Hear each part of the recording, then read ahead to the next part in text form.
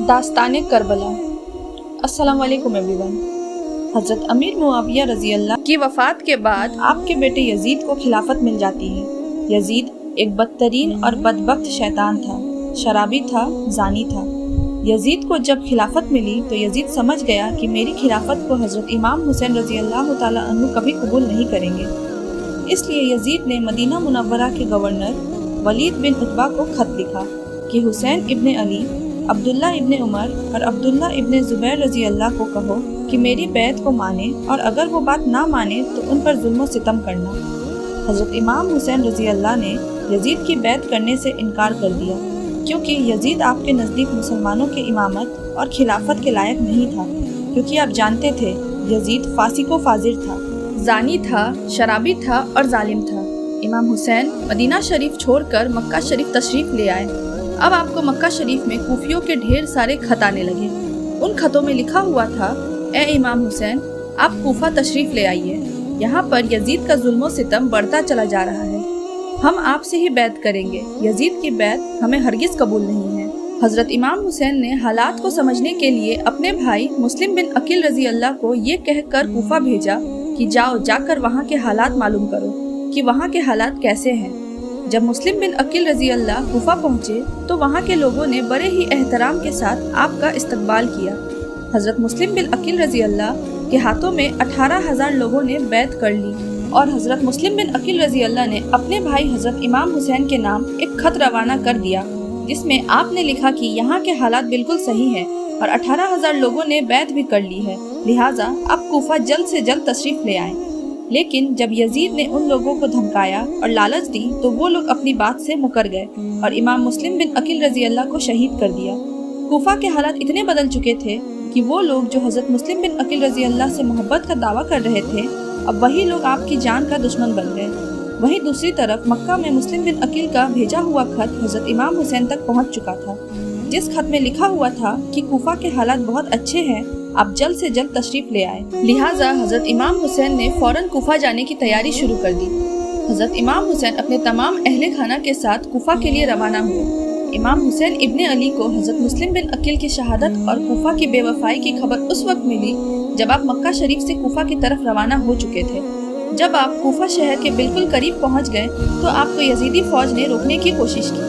हज़रत इमाम हुसैन ने फरमाया कि मैं तुम लोगों के बुलाने पर ही कूफा शहर में आया हूँ। अगर तुम लोग चाहते हो कि मैं ना आऊँ तो वापस जाने दो, मैं जाने के लिए तैयार हूँ। यजीदी फौज ने हज़रत इमाम हुसैन को कूफा शहर में दाखिल नहीं होने दिया, लिहाजा हज़रत इमाम हुसैन ने अपने पूरे काफिले के साथ अपना रास्ता बदल लिया, और चलते चलते जब आप एक चटियल मैदान में पहुँचे तो आपने एक शख्स से सवाल किया कि ये कौन सी जगह है। उस शख्स ने कहा, इस जगह को करबला कहते हैं। आपने फौरन अपने पूरे लश्कर को हुक्म दिया कि यहीं पर खेमा लगा दिया जाए। तो इस तरह से हज़रत इमाम हुसैन करबला में पहुंचे। उधर यजीदी फौज को जब इस बात का इल्म हुआ कि हज़रत इमाम हुसैन ने अपने खेमे करबला के मैदान में लगाया हुआ है, तो यजीदी फौज ने भी फौरन करबला के मैदान में पहुंचना शुरू कर दिया। यजीद की जो फौज करबला पहुंच रही थी, उनके सिपा सालारी इब्ने साद कर रहा था। हज़रत इमाम हुसैन ने इब्ने साद से कहा कि या तो तुम मुझे यजीद के पास ले चलो या फिर मुझे अपने शहर मक्का वापस जाने दो। लेकिन इब्ने साद इन दोनों बातों में से किसी बात पर भी राजी नहीं हुआ और वो आपको बैत करने पर मजबूर करता रहा। लेकिन हज़रत इमाम हुसैन ने उसकी बात से इनकार कर दिया। दिन गुजरते गए और 3 मुहर्रम का दिन आ गया। अब जालिम यजीद ने इमाम हुसैन के सामने 22,000 सिपाहियों का लश्कर भेज दिया। दूसरी तरफ हज़रत इमाम हुसैन के साथ सिर्फ 82 लोग थे, जिसमें औरत और बच्चे भी शामिल थे। कितनी हैरत की बात है कि यजीदियों में इमाम हुसैन का इतना खौफ था कि जहां इमाम हुसैन सिर्फ 82 लोगों के साथ मैदान करबला में थे, वहीं यजीद ने मुकाबला के लिए आपके सामने 22,000 का लश्कर भेज दिया, जो कि इमाम हुसैन के सामने 100 गुना से भी ज्यादा था। इमाम हुसैन के सामने यजीदी फौज के हौसले पस्त हो गए और उन लोगों में से किसी में भी इतनी हिम्मत नहीं थी कि वो हज़रत इमाम हुसैन से मुकाबला कर सके। आखिरकार उन्होंने ये फैसला किया कि अगर इमाम हुसैन को हराना है तो उनका पानी बंद करना पड़ेगा, तभी इनका मुकाबला किया जा सकता है। दिन गुजरते गए और 7 मुहर्रम का दिन आ गया, और 7 मुहर्रम को ही यजीदी फौज ने इमाम हुसैन के काफिले वालों पर पानी बंद कर दिया। आपको बता दें कि करबला के मैदान में पानी का कोई भी इंतजाम नहीं था सिवाय नहर फुरात के। लेकिन 7 मुहर्रम के दिन नहर फुरात का पानी भी हजरत इमाम हुसैन के खेमे वाले लोगों के लिए बंद कर दिया गया। हजरत इमाम हुसैन और उनके साथ मौजूद तमाम नौजवान लोग तो इस प्यास को बर्दाश्त करते रहे, लेकिन छोटे छोटे बच्चे और औरतों का प्यास की वजह से बुरा हाल हो चुका था। फौजे यजीद जो चारों तरफ से इमाम हुसैन के घर वाले और तमाम साथियों को घेरे हुए थे, उन्होंने ये तय किया कि अब 9 मुहर्रम के दिन इमाम हुसैन को कत्ल कर दिया जाए, माज़अल्लाह। हजरत इमाम हुसैन ने हजरत अब्बास रज़ी अल्लाह से कहा, अब्बास जाओ यजीदी फौज के पास और उनसे कहो हमें एक रात अल्लाह की इबादत करने के लिए दी जाए। जब हजरत अब्बास ने यजीदी फौज से एक रात की मोहलत के लिए कहा तो उन लोगों ने आपकी बात मान ली।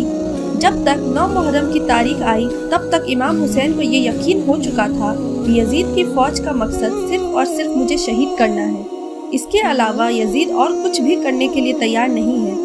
इसलिए हजरत इमाम हुसैन ने 9 मुहर्रम की रात में अपने तमाम खेमे वालों को एक जगह पर इकट्ठा किया और आपने कहा कि ये बात तो तय हो चुकी है कि यहाँ पर मौजूद सभी लोग 1-2 दिन के अंदर शहीद कर दिए जाएंगे, इसलिए यहाँ मौजूद आप में से जो भी वापस लौटना चाहते हैं वो लौट जाए।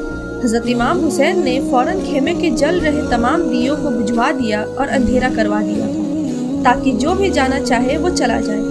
थोड़ी देर बाद जब दियों को दोबारा जलाया गया तो सारे के सारे लोग बैठे आंसू बहा रहे थे, यानी कोई भी हजरत इमाम हुसैन को छोड़कर जाने के लिए तैयार नहीं था। आखिरकार 10 मुहर्रम का दिन आ गया और हजरत इमाम हुसैन और यजीद की फौज के बीच जंग होना शुरू हो गई। जहां एक तरफ यजीद की एक बड़ी फौज थी तो वहीं दूसरी तरफ इमाम हुसैन के साथ सिर्फ 72 लोग थे। इतने में फौजे यजीद का हमला शुरू हो जाता है और हर शहीद शहादत का जाम पीता गया। कभी हूर शहीद होते तो कभी कासिम शहीद होते तो कभी अली अकबर शहीद होते हैं तो कभी औनो मोहम्मद शहीद होते हैं। 3 दिन के प्यासे इमाम हुसैन के घर वाले और तमाम लोग यजीदी फौज से जंग करते रहे और एक एक करके शहीद होते गए।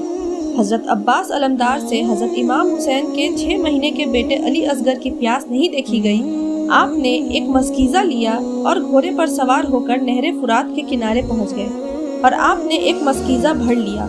लेकिन जब आप पानी लेकर वापस लौटने लगे तो यजीदी फौज ने आपके ऊपर लगातार तीर बरसाना शुरू कर दिया था।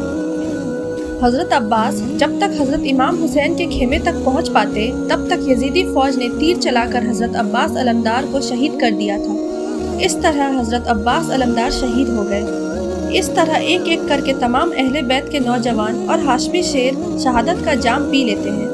धीरे धीरे करके जब हजरत इमाम हुसैन के सभी अफराद शहीद होते गए तो उसके बाद हजरत इमाम हुसैन ने खुद मैदान में तलवार लेकर निकलने का फैसला किया। इमाम हुसैन अपनी तलवार से काफी लंबे वक्त तक यजीदी फौज का अकेले मुकाबला करते रहे।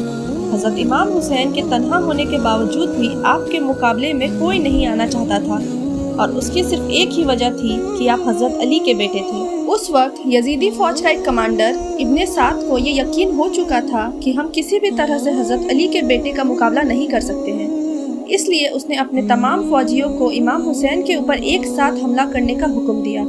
तमाम लोग हजरत इमाम हुसैन पर एक साथ मिलकर हमला कर रहे थे, लेकिन उसके बावजूद भी इमाम हुसैन लगातार ये साबित कर रहे थे कि बातिल चाहे तादाद में जितने भी हो, लेकिन वो हक और सच के मुकाबले में बिल्कुल टिक नहीं सकते। जब हुसैनियत और यजीदियत के बीच बड़ी खतरनाक जंग चल रही थी कि इसी बीच में नमाज असर का वक्त हो गया। हजरत इमाम हुसैन ने ऐसे मुश्किल वक्त और ऐसे जख्मी हालत में भी असर की नमाज पढ़ने का इरादा किया।